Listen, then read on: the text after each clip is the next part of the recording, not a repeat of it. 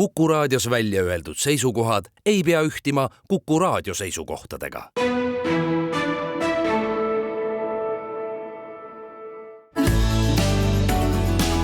Keskpäevatund.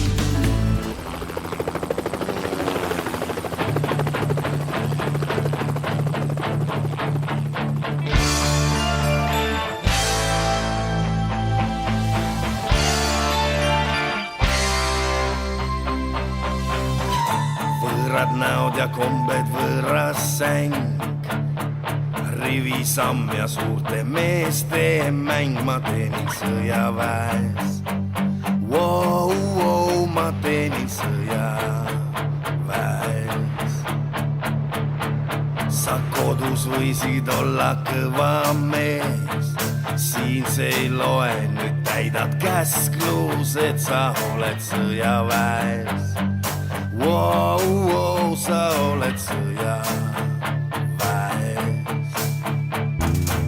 Su pruudist kuulda pole mitu kuu, keegi ei tea, kas on ta sulle truu. Sa oled sõjaväes. Sa oled sõjaväes. Öine häire läbi pea sul käib, ei jõudnud peldikusse, hiljaks jäid, sa oled sõjaväes. Sa oled sõjaväes.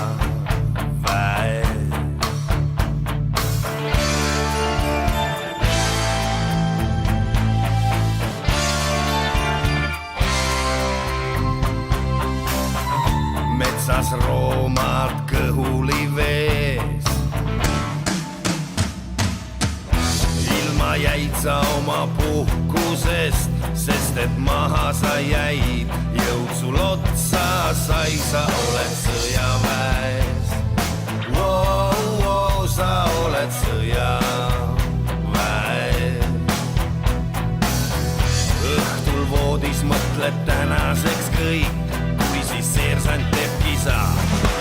Ülesse kõik, sa oled sõjaväes. Sa oled sõjaväes. Kommista Taliman, Talimi banaana. Uudiseid koduvabariigist.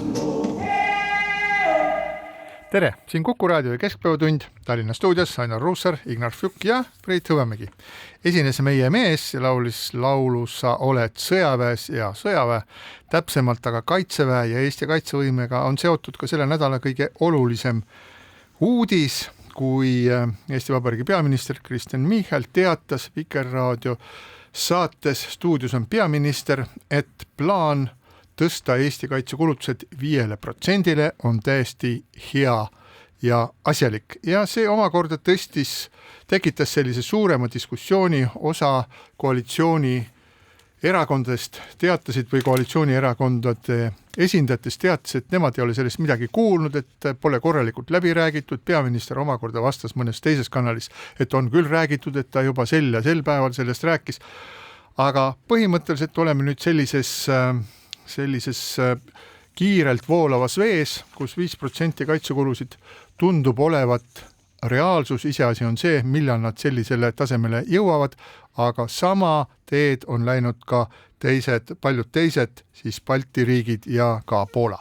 Jah, täpselt Poola ja Balti riigid ja ka Soome muide on teatanud, et nad kavatsevad ka seda kaitsekulusi tõsta 5%. Kas nende tõstmine on realistlik? Mõned poliitikud viitavad siin oma kolleegidele Saksamaal või Prantsusmaal, kes väidavad, et vaadake rahaliselt meie kaitsekulutuste suurust. Vahet ju tegelikult ei ole. Et loomulikult Eesti eelarve on palju väiksem kui Saksamaa või Prantsusmaa oma, aga probleemid on samad nii julgeolekus kui ka sotsiaalsfääris. Nii et tegelikult summa summarum, kas on 5% või mitte, ei ole vahet, aga ma huvi pärast vaatasin, et millistel riikidel on siis ametliku statistika kohaselt kaitsekulutused 5 ja rohkem. Iisrael, mis on sõdapidav riik, nende kaitsekulutused on 5%. Olnud juba aastaid. Venemaa ametlikult teatab muide, et nende kaitsekulutused, mis te pakute SKP-st kuus, mis on muidugi selge vale, sellepärast et ilmselt Venemaa nende kaitsekulutuste alt arvab välja kõikvõimalikud palgad vabatahtlikele sõjaväelastele, hüvitised hukkunutele ja vigasaanutele ja nii edasi, nii edasi. Hiinal on ka 6%. Nii et tegelikult see 5% ma arvan on ühtepidi realistlik, aga loomulikult on see kohutavalt keeruline, kui mõelda, et kas või riigi eelarvestrateegia tuleks siis kohe ümber teha järgmiseks 4 aastaks. See, et piiririigid nagu Balti riigid, Soome ja ka Poola on nüüd tõsiselt võtnud eesmärki kaitsekulutusi tõsta, on ju loomulik, sest me ju külgneme Venemaaga, kust see oht ju tuleb, mitte kuskilt mujalt. Aga see, kuidas nüüd kõik reageerisid peaministri sellele ettepanekule, selles peegeldab teatud mõttes niisugune tohutu ebaselgus eelarvest, riigist, kus me elame, teatud loosunglikkus, ja ka selline mingisugune hoolimatus rahaga ümberkäimisel, et ostaks, kui oleks vaid raha, neid relvi, mis iganes. Ja käib just nagu mingisugune võidujooks, sest tundub, et ühiskonnas toetatakse seda, et me oma julgeolekut kasvatame ja kaitsekulutusi tõstame. Ja mis ettepanekuid kõike on juba tehtud, ma nüüd proovisin neid omale kirja panna, et muudaks eelarve reegleid, et muudetaks Maastrichti kriteeriume, et võtaks keskpangast raha, lihtsalt läheks ja võtaks sealt raha, et ka kõik Euroopa Liidu riigid saaksid nendest fondidest seal, et tõsta kaitsekulutusi, kaotaks maksuküüru, mitte nüüd järgmisel aastal, vaid kunagi kaugemas tulevikus, maksustaks pankasid ja nii edasi, aga ei räägita sellest riigist, kus me tahaksime elada, et milline see oleks, et pigem vähendaks bürokraatiat, vähendaks asjatuid kulutusi, mitte nii, nagu on nüüd välja käidud, et iga uus regulatsioon, mis me teeme, et selle tõttu või selle eest võiks mingi ühe regulatsiooni kehtetuks tunnistada. Sellest on vähe. Me oleme nii ülebürokratiseerinud riik ja me raiskame seda raha mõõtmatul hulgal. Ja mis kogu selle asja nii-öelda olulisim punkt on see, et me oleme ju kõik jälginud, mida juhtub Ukraina rinnetel ja ka seda, et üsna sageli ka läänerelvad, mida Ukraina on saanud, mis ei ole viimane tipptehnoloogia, on osutunud sageli mitte võimekateks, et me ei tohiks minna nüüd sellesse lõksu, et ostaks kiiresti, aga ostaks neid relvi, mida kasutati eelmistes sõdades. Et see tehnoloogia ja sõjapidamine, see muutub nii kiiresti. Enam polegi vaja tankiga ja jalaväelasel minna rünnakusse. Seda tehakse ka ikka väga hästi. Jaa, aga seda tehakse juba arvutite taga. Seda teeb meie vaenlane. Täpselt. Nii et ma arvan, et see ümberhäälestamine 5%-le peaks olema mitte ainult nii-öelda rahapõhine, vaid ka sisuline, mida me üldse kujutame ette, kuidas me ennast vaenlase vastu saame kaitsta. Ja nüüd üks asi on vaja üle korrata, et sellest üheselt aru saadakse. Riigikaitsekulud ei tähenda ainult seda, et me ostame laskemoona ja torusid, millest seda moona lasta. Riigikaitsekulud tähendavad väljaõpet, õppusi, välismissioone, kaitseväelaste olmetingimusi, elukutseliste sõjaväelaste palka ja veel kümneid ja kümneid selliseid asju, mis ei puuduta otseselt moona ega torusid. Räägitud on tõepoolest riigikaitse jaoks laenu võtmisest. Selle laenuga on see, et see laen ei teeni nagu otseselt ju mingit raha tagasi. Ja teine probleem, millele on tegelikult parempoolsed juhtinud tähelepanu ja teinud ka mingisugused oma arvutused, et kui kogu see raha, mida on väidetavalt öeldud, et see läheb riigikaitsesse, läheks riigikaitsesse, siis oleks meie kaitsekulud SKP-st 7%. No see on selline poliitiline loosung, aga tegelikult ma olen nendega selles mõttes nõus, et tõepoolest, kui me räägime kaitsekulutustest, siis see piir, kust me kaitsekulutused tõmbame, on natukene ebaselge ja ebamäärane. No see on ikka minu meelest täiesti ebaselge ja määrane, sest need erinevad pakkumised, mida on öeldud, kuivõrd suur osa julgeolekumaksust läheb kaitsekulutusteks kõiguvad 15–45%. Nii et tõepoolest meile on seatud kohustus mingisuguse hinnalipiku ja kirjeldusega, mis ei vasta tegelikkusele. Nii et kogu meie maksumaksjad on manipuleeritud. Ma arvan, et siin nagu mitu erinevat aspekti ja need lähevad nagu natukene segamini. Üks asi on see, et Kaitsevägi teab küll täiesti täpselt, mida ja kus kohast osta. Selleks on olemas Mis asi, kas on osta? Jaa, see on järgmine küsimus, aga et mida osta ja milleks seda kõike vaja, et see on nagu väga selgelt teada, et selleks on Kaitsevägede juhataja sõjaline nõuanne, me oleme seda arutanud siin kevadest alates põhjalikult, selleks on olemas tabelid, selleks on olemas väga tugev kontseptsioon, mis tähendab seda, et Eesti Vabariigi kaitsmine sõjalise ründe eest tuleb viia kohe vaenlase territooriumile, tuleb vastu pidada nii ja nii kaua, see laskemoon ja kõik relvastus on välja arvastatud selliselt, et hävitada just nimelt maksimaalse jõuga need väeosad, mida Eesti vastu paisatakse ja siis loomulikult, kuna me oleme sõjalise liidu liige, siis lülituvad sellesse tegevusse siis ka NATO väed. Nii et selles mõttes siin mingisugust nagu segadust ei ole, mis puudutab, nagu sa vihjasid Ignar nendele relvadele, mis võib-olla ei funktsioneeri nii hästi või mis lähevad vahepeal, ma ei tea, moest ära või siis suudetakse nendega efektiivselt vaenlase poolt võidelda, siis näiteks üks taoline relvastuse liik on kindlasti droonid ja droonide osas on Kaitseväel väga selge seisukoht. Praeguseid droone ei osteta lattu lihtsalt sadade tuhandete kaupa, sellepärast et tolleks hetkeks, kui läheb konfliktiks, on vaja mingisugused uuesti teistsuguseid droone.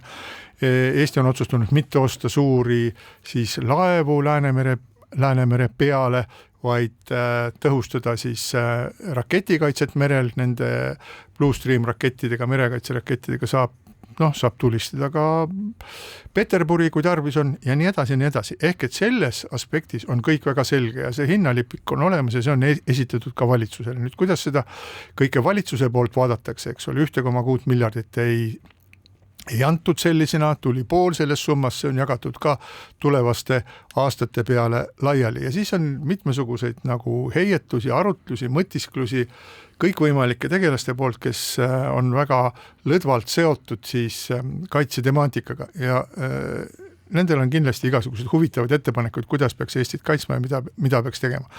Aga kui sa küsisid seal ka seda, et missugune see Eesti siis peaks olema, kus me tahame elada, siis kõik algab sellest, et see Eesti on olemas.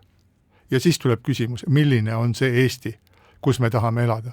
Et kõigepealt tuleb seda Eestit kaitsta, kui me lööme käega kaitsmisele ja ütleme, et 5% on liiga palju, et 7% on, see on hullumeelsus, et me ei saa mitte midagi teha, kas või nagu minna mingisuguste kulude kallale, millele me täna üldse absoluutselt ei julgeks mõeldagi, et me hakkame need kulusid kärpima.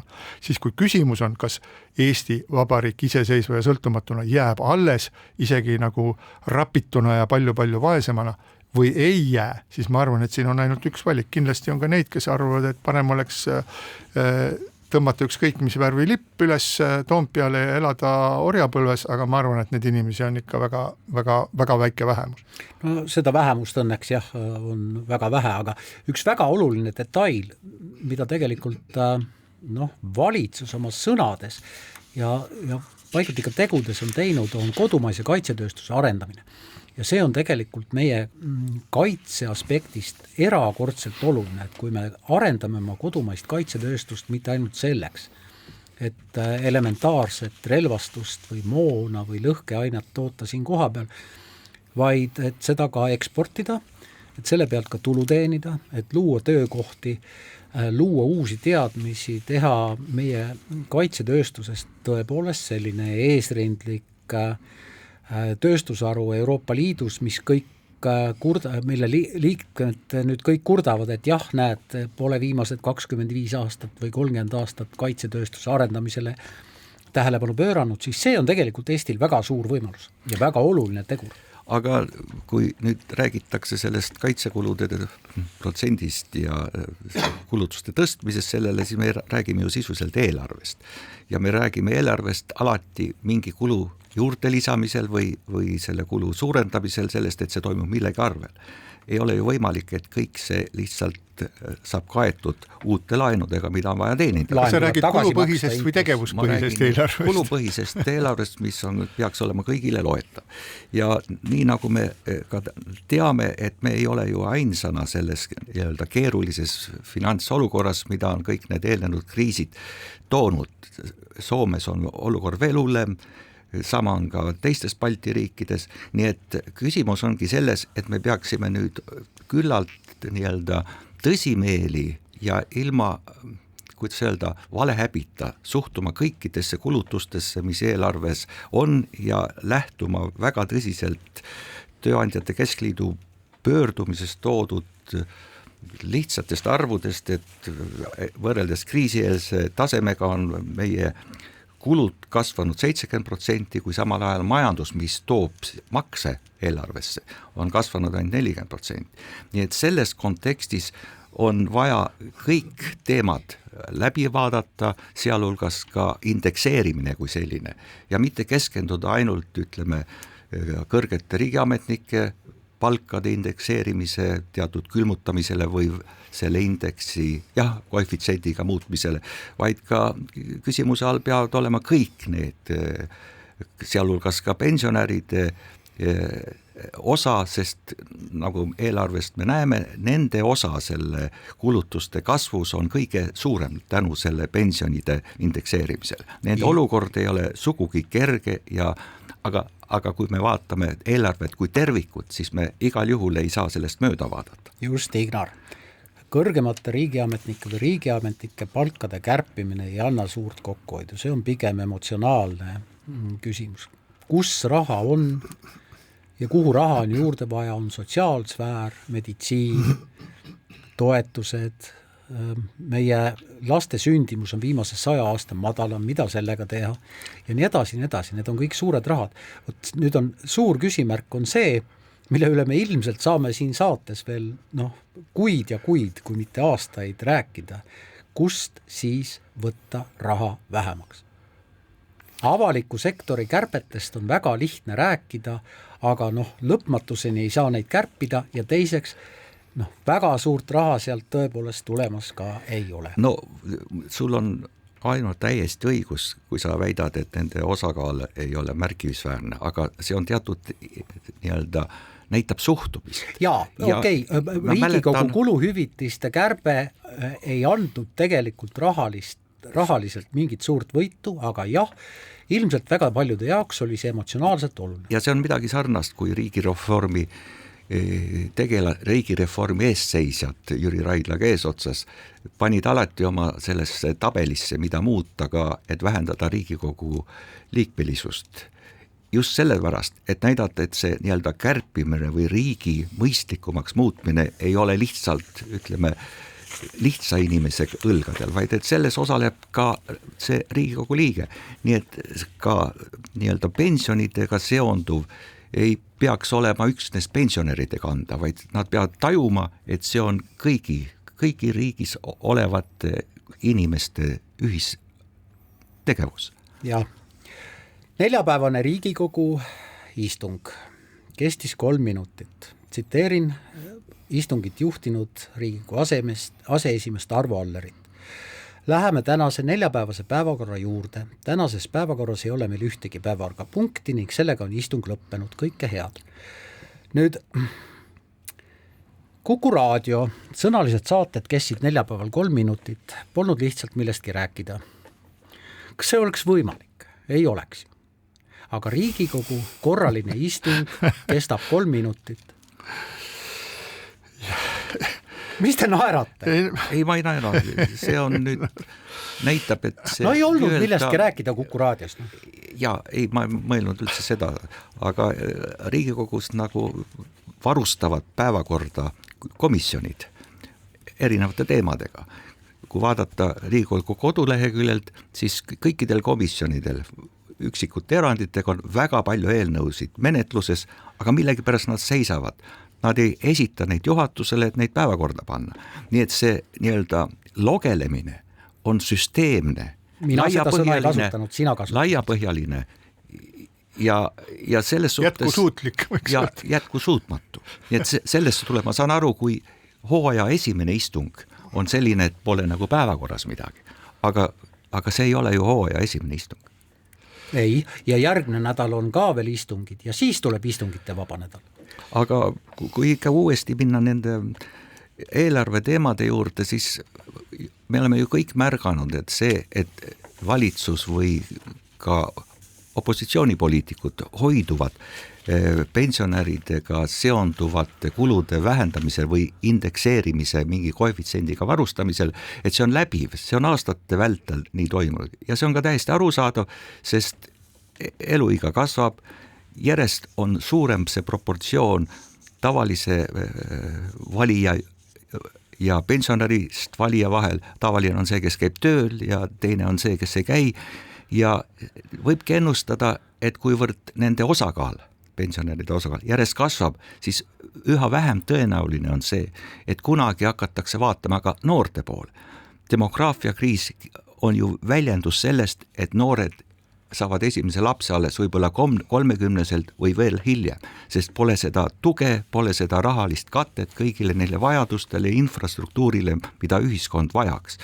Nii et see on nagu mingisugune veerev lumepall, et mida aasta edasi, seda vähem noored saavad eelarve poolt toetatud ja seda rohkem poliitikud jahivad neid hääli, mida annavad neile pensionärid. No ja nii lihtne see ei ole, et võtame kas või haridussüsteemi, et me oleme uhked oma hariduse kvaliteedi üle, aga seda tuleb hoida ja see on suunatud just nimelt nendele samadele noortele, et ei ole päris nii mustvalge, et pensionärid saavad indekseeritud pensioni ja siis noorem põlvkond, mida jääb üha vähemaks, kasvavat maksude arvelt maksab selle kinni. Me oleme täna sellises huvitavas vaidlusvõtmes, et loomulikult Eesti haridus ja Eesti koolide haridustase on märkimisväärselt kõrge võrreldes teistega.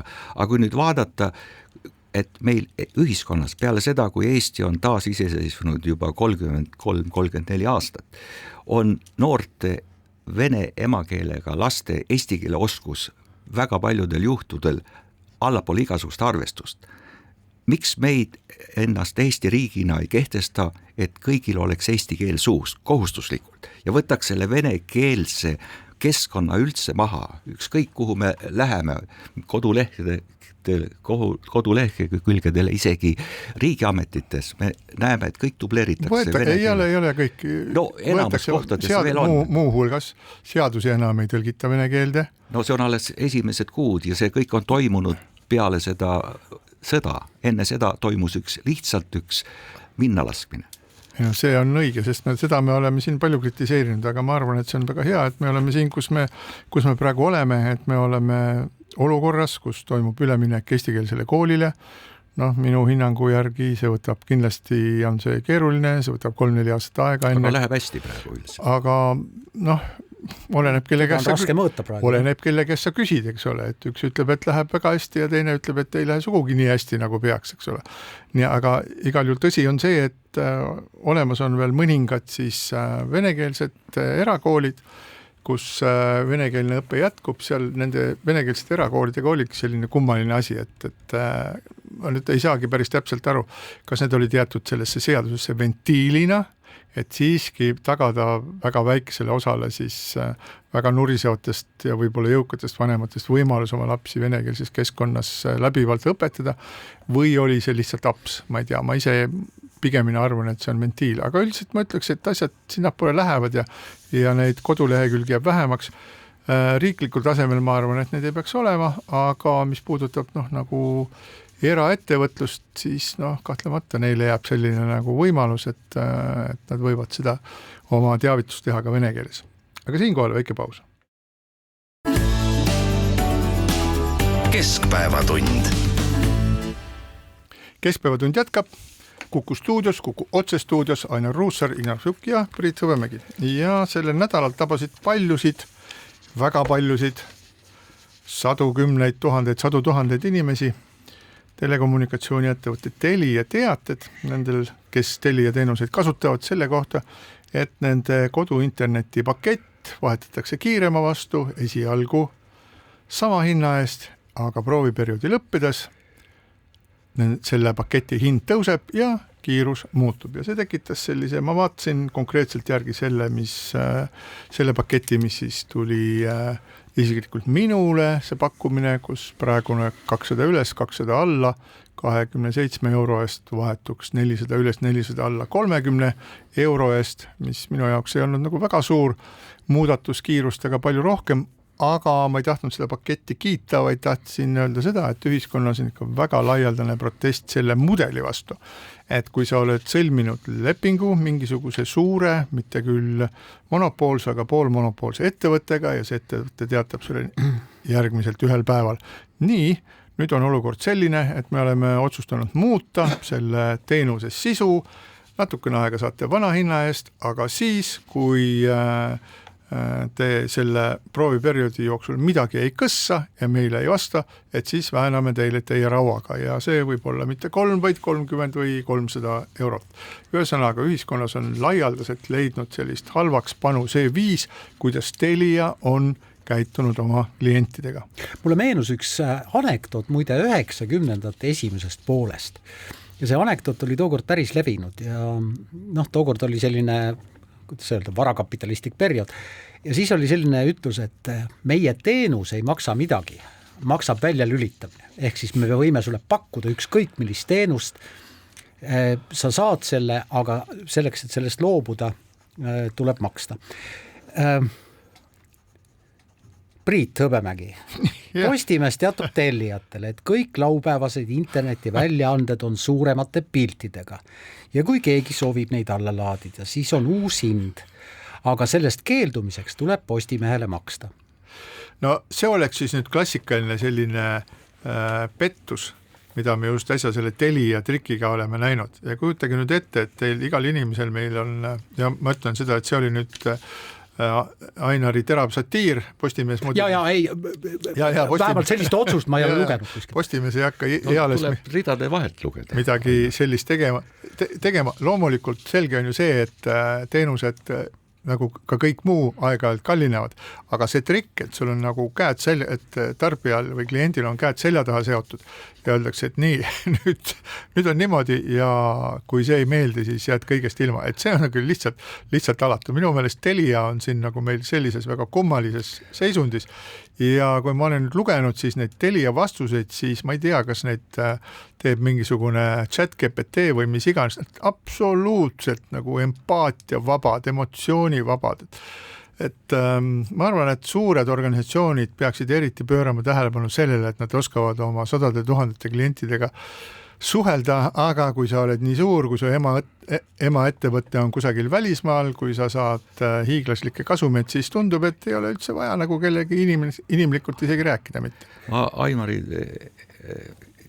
õhutusel lähen ka 90ndate algusesse ja siis ma olin erastamisagentuuri nõukogu liige ja seda konsulteeris Treuhandist sakslane doktor Schmidt ja me temaga käisime sageli Kuku klubis, talle meeldis Eesti keefir ja omlett ja ta mulle mitmeid kordi rääkis, et selleks, et demokraatlikku ausat ühiskonda hoida ja luua, peavad olema 2 väga tugevat seadust ja nende täitmine peab olema ka nii-öelda peaministri kontrolli all.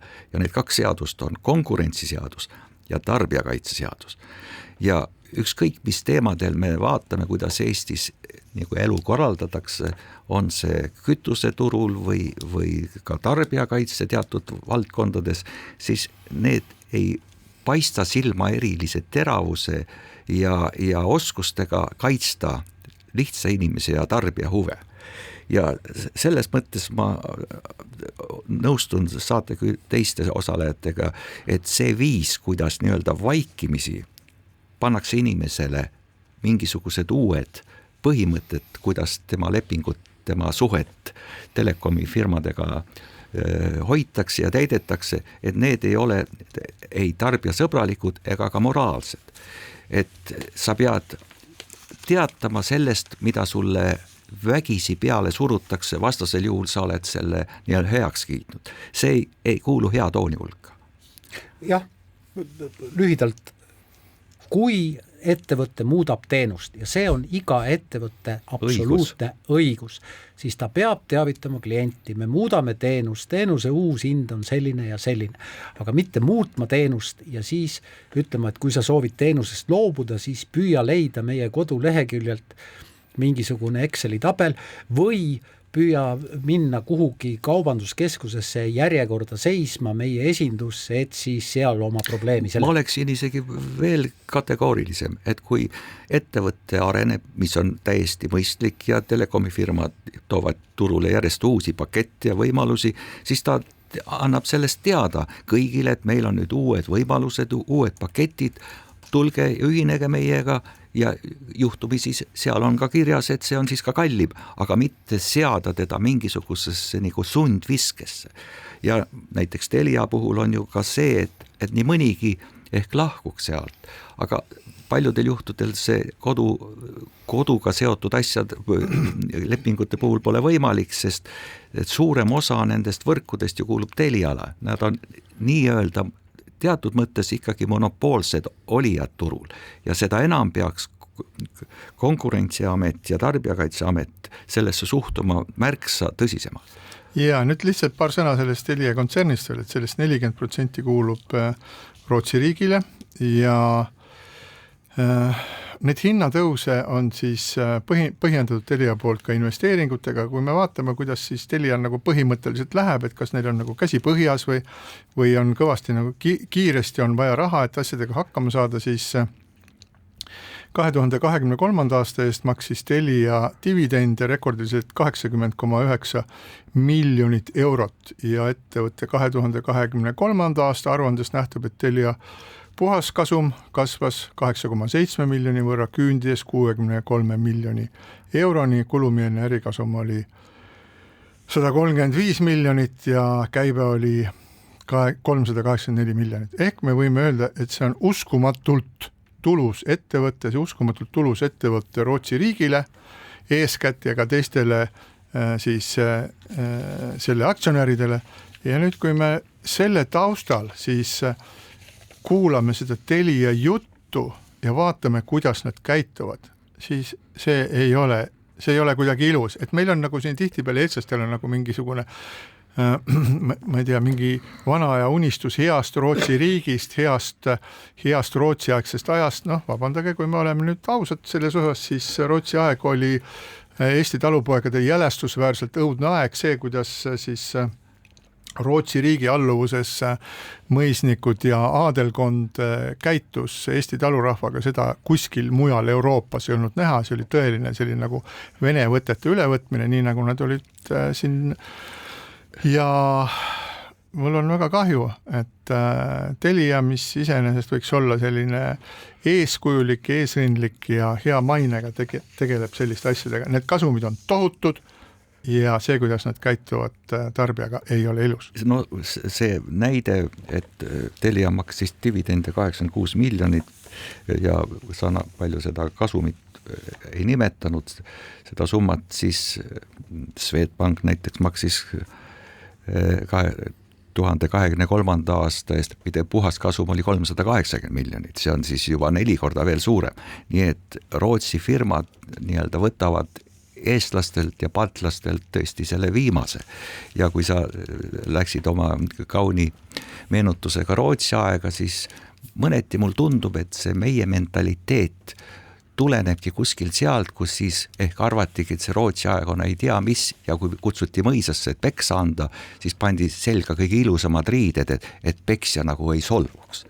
Et me kuidagi oleme selles mingisuguses alandlikkuses, see millise alandlikkusega me võtame üle Euroopa Liidu direktiive ja see, kuidas see on lihtsalt arusaamatu. No see, et ettevõte teenib kasumit, on ju täiesti normaalne ja ettevõte selleks ongi, et kasumit teenida. Ettevõte peab ka selle kasumi juures lisaks dividendide maksmisele kindlasti mõtlema investeeringutele ja see Telia 2003. aasta dividendide makse 80,9 miljonit eurot ületas tol aastal tehtud investeeringuid 1,5-kordselt. Ma ei taha mitte midagi öelda, võib-olla neid investeeringuid on edasi lükatud, võib-olla neid ei saanud sel hetkel teha ja nii edasi. Aga mis on tohutult oluline ja mille puhul tuleb silmas pidada seda, et taolisi skeeme ei kasutaks nüüd teised ettevõtted ja kui kasutavad, siis tuleb see absoluutselt ja alati avalikkuse ette tuua. Ehk siis, kui ettevõttel peab olema kohustus tarbijat teavitada sellest, kuidas ta muudab mingit paketti ette ja see kohustus peab olema täiesti mustvalge. Kahtlemata, et siin ei saa ju jätta märkimata seda, et Telia ja Swedbank ja kõik teised maksavad siis ka tulumaksu Eesti riigile nii oma tegevuse pealt kui ka siis nende dividendide pealt, mille nad saavad või mille nad välja võtavad.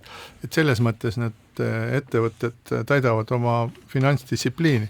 See, millest me räägime, on kahtlemata suures osas see, et milliseks kujuneb nende ettevõtete maine. Et Swedbanka maine võib-olla pole nagu kõige ägedam selles mõttes, et mitmesuguste ühesõnaga, ma tahaks öelda seda, et need suured ettevõtted, mis teenivad 100 miljonit eurosid, ei paista üldse, neid ei huvita nii-öelda investeerimine oma mainesse Eestis. Et kui, me oleme ju palju lugenud sellest, et Swedbank on oma klientidega, võtab oma Eesti klientidelt sarnaste teenuste eest palju suuremaid siis teenustasusid, kui seda tehakse näiteks Rootsis. Jah. Et selles mõttes nagu võrdlus vana jutumärkides hea Rootsi ajaga ei olegi nii ebakohane. Peaasi, et ei hakkaks juhtuma nii, nagu minuga juhtus mõned aastad tagasi just Aafrika riigis, kus ma taksojuhiga leppisin kokku, et palju maksab sõit punktist A punkti B, taksojuht ütles mulle hinna, mina ja minuga veel 2 kaaslast istusime taksosse, hind oli 3 korda suurem, ma küsisin, kuidas see nii olla saab, aga teid oli ju 3. Et sellist teenuste pakkumist ei hakkaks tulema. Maine kohta ka nii palju, et mina olen Hansapanga klient selle asutamisest alates ja ma mäletan, et kus Hansapank praegu asub? Ja sel ajal ma mäletan, et saada kliendiks pidi nii eraisik kui ka firma ja ma sain kliendiks mõlemal juhul, pidid maksma pangale 500 krooni ja see andis selle võimaluse. Ja ma suhtun Swedbanki siiani kui sellesse Hansapanka ja mind tõepoolest ei kotti üldse see maine, et nad on koorinud meid rohkem kui rootslasi. Nii et, aga lõpetuseks ma tahan ka seda öelda, et vaatamata selle meie kriitikale on ka valitsus otsustanud nüüd algatada uurimise seoses kõigi nende teemadega, mida me siin praegu arutasime, et selgitada, kuivõrd see kõik on kooskõlas nii konkurentsiseadusega, ma mõtlen neid monopoolseid Telile kuuluvaid võrke, kui ka siis tarbijakaitseseadusega, kuidas püütakse tarbijat nii-öelda uute tingimustega nii-öelda kodustada.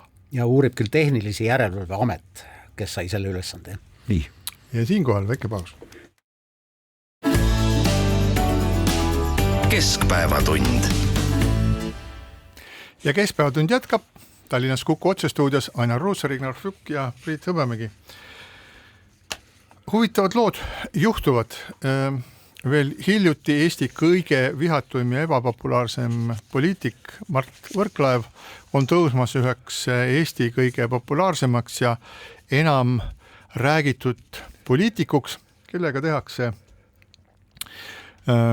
reklaamlõike, kellega tehakse suuri meelelahutuslikke üritusi, aga sellel kõigel on kahtlemata ka oma miinuspool, sellepärast et Erakondade Rahastamise Järelevalve Komisjon otsustas nüüd hiljuti, et osaledes Škoda autofirma reklaamklipis on kodanik Võrklaev saanud tasuta annetuse ja see tasuta annetus tuleb tal kinni maksta. Et see on üks selline teema, mis kahtlemata on väga õpetlik, eriti 2025. aasta kevadel, arvestades seda, et 2025. aasta sügisel on meil kohalike omavalitsuste valimised ja kahtlemata tekib erinevates kohtades väga palju kiusatusi eriti kohalikel poliitikutel esineda, ma ei tea, kohaliku spa reklaamiklipis või mingisuguse staadioni avamisel või lasteaia uue maja ehitamise nurgakivi esimese betooniplätsu panemisel või mis iganes need võiksid ka olla. Aga nüüd, kui hakatakse uurima, kas Mart Võrklaev on siis selle nii-öelda keelatud kingituse saanud, kas talle on osutunud teenust, mille ta peab kinni maksma, siis ma küsiksin lihtsalt selles valguses ka seda, et kui täna õhtul on suur meelelahutusüritus, mida reklaamitakse Mart Võrklaeva nimega, kus ta on tuhandete inimeste pilkude all väga suures Tallinnas saalis ja teda küsitletakse, siis ma ütleks, et praegu, et Mart Võrklaev on saamas väga kopsakat teenust, mis tal tuleks kinni maksta ja Erakondade Rahastamise Järelevalve Komisjon peaks selle kõik kinni maksma. Lisaks veel kogu see aeg, mis me praegu oleme siin Mart Võrklaevast rääkinud, ma arvan, et see läheb ka teenuse alla ja Mart Võrklaev peaks ka selle aja korralikult Kukule kinni maksma. Ma ei saagi aru, et miks me seda teemat hakkab arutama alles saate lõpu eel, me oleks pidanud sellest alustama, muidugi see on rohkem Ainari rida, tema on Kuku töötaja aga me ju teame, et iga uudis, mis poliitikute kohta tuleb, on see hea või halb uudis, on lõppkokkuvõttes ta keerab ikkagi selle poliitiku kasuks, et peaasi, et mainitakse, peaasi, et see nimi ei unune. Nii lihtne see ei ole. Ja selles suhtes ma arvan, et igasugune selline poliitikutega flirtimine ajakirjanduse poolt, et saada klippe või kellegil ka võib-olla on sümpaatia inimese vastu, siis see ikkagi on lõppkokkuvõttes poliitiku kasuks. Mina hindaks seda muidugi mingisugune annetusena ka Tarmo Jüristo poolt Riigikogu valimisteel tehtud nii-öelda jutumärkides teenust teatud erakondadele. Ma ei suuda kuidagi seda võtta kui mingisugusene teenusena, mille eest erakonnad pidid maksma. Inimene tegi seda vabast tahtest, harrastab igasuguseid tegevusi, tule taevas appi. Sina ei suuda, aga Erakondade Rahastamise Järelevalve Komisjon suudab, nii et nii need lood on.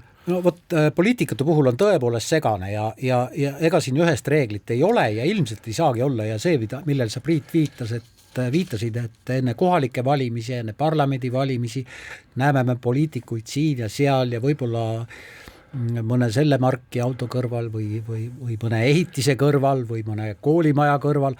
Õnneks on läbi need õudsad ajad, mida ma mäletan, kui mu esimene laps käis veel lasteaias 90ndate keskel, kui ma läksin lapsele lasteaeda järgi ja kõigis lasteaia lasteriiete kappides olid Keskerakonna suured reklaamid. Et see aeg on õnneks möödas. Meie lapsed käisid samas lasteaias, eks ole? Ma mäletan küll, nii see oli.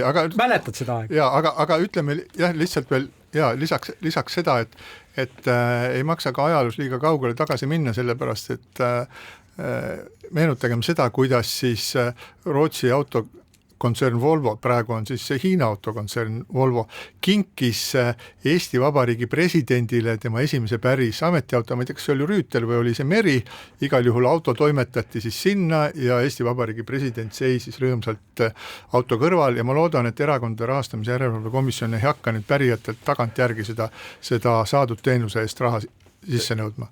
Öeldes enne paar sõna kriitilist selle vastava Riigikogu komisjoni innukuse suhtes, tuleb seda ka mõnes mõttes aktsepteerida, eks see ongi ju selline hall määratlemata ala ja siin peaks mingid reeglid tekkima. Ajakirjanduses on väga selged reeglid. Aga üks asi on küll, mida võiks Riigikogu ja kas see või mingi muu komisjon, just seesama komisjon võtta päevakorda, on see, kuivõrd palju võib üks eraisik ühte erakonda aastas toetada. Meil on nüüd teada, et mõni suurärimees on toetanud mõnda erakonda aastas rohkem kui 100 000 euroga. Soomes, kus rahale hoopis teine mõõt, palgad on teistsugused, on see piir seadusega pandud, et ühte erakonda võib üks inimene toetada ainult 30 000 euroga.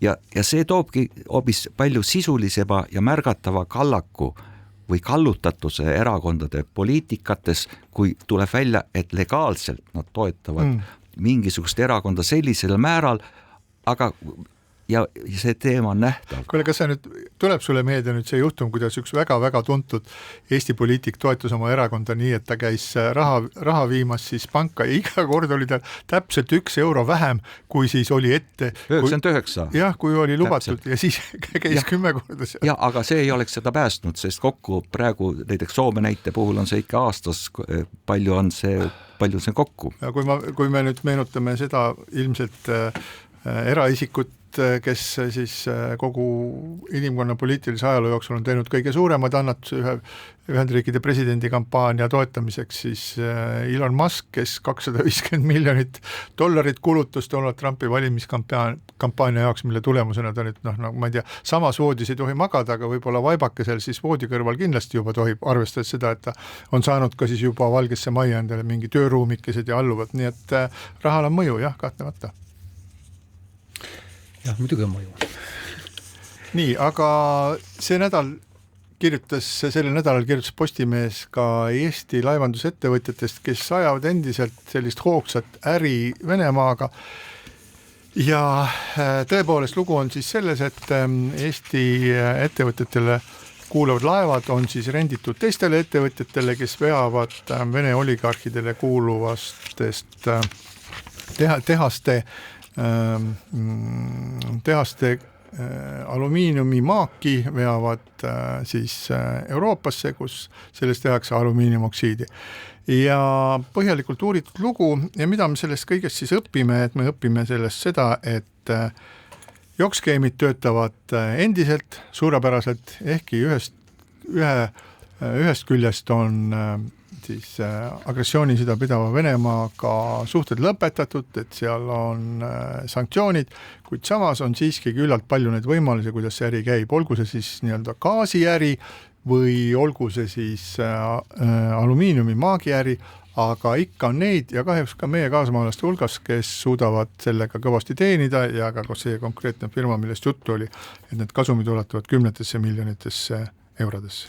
Jah, tundub, et ametlikul tasandil on see lootusetu võitlus, kui vaadata seda sama sinu poolt viidatud statistikat, kui palju Euroopa Liit on Venemaa gaasi eksportinud, tõsi küll mitte otse, vaid läbi kolmandate riikide eelmisel aastal rohkem kui aastaid varem.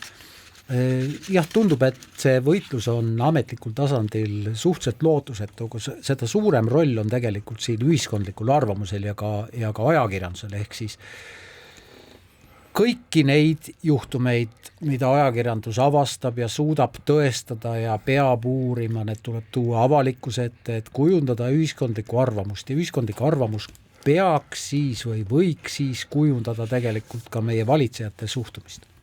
No selles lootusetus võitluses on ka üks osapool see, et meie jaoks on kõik Ukraina ja Venemaaga seonduv väga selgelt ühemärgiline. Rahal ei ole rahvust, aga üks rahvus tal ikkagi on, mida võiks koheselt korrigeerida, on kas Vene raha või mitte Vene raha. Ja selles nii-öelda lootusetu võitluse üks tanner on see, et näiteks Iirimaa, mis on nüüd seotud selle Priidu poolt toodud näitega, nende jaoks on Venemaa ja Ukraina sõda midagi kauget. Nende jaoks on oluline see, et see alumiinium ja see toode, mis sealt tuleb ja laevadega Eesti firma poolt prahitud laevadega jõuab Venemaale, et nende jaoks on see kõige olulisem teema seal on töökohad. Et kui tekiks mingisugune tõsine seadusel tuginev põhjendus, et seda eksporti enam ei saa toimuda, siis väga suur hulk Iiri valijaskonnast pöörduks oma valitsuse vastu. Nii et see on väga selge arusaam meil, et meie tegevus ei peaks olema ainult Eestisse sissevaatavalt, et seda olukorda muuta, vaid see on nii-öelda Euroopa Liidu ja teiste liikmesriikide teema.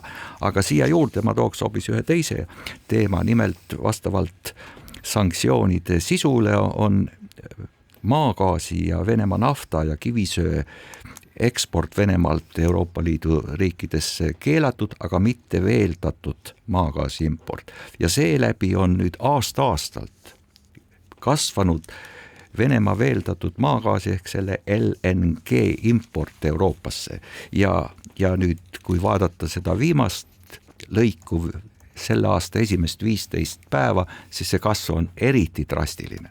Nii et selles suhtes tuleks küll ka see seaduse osa ja sanktsioonide osa üle vaadata. Ameerika pakub enda poolt märksa soodsamalt ja odavamalt nii naftat kui veeldatud maagaasi. Ja sellega me tänase saate lõpetame, täname teid kõike kuulamast, soovime kena nädalavahetust ja kohtume taas nädala pärast. Keskpäevatund.